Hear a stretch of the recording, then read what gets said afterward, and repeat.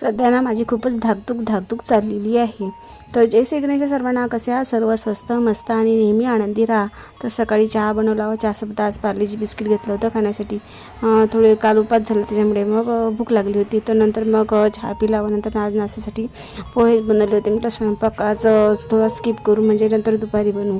तर यासाठी पोहे केले व पोहे असे छान पोहे करून सर्व काकडी टमाटर आणि हे वाढवणी पदार्थातले आपले पापड साबुदाणा पापड आहेत ते पण तळून पाहिले आणि ते पण घेतले खाण्यासाठी. मग नाश्ता केला.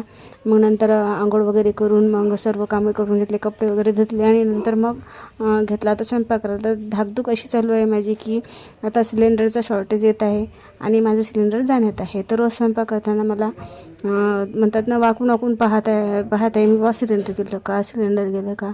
तर सिलेंडर आता केव्हाही ते सिलेंडर जाऊ शकते आणि स्वयंपाकाची पंचायत आपली होऊ शकते.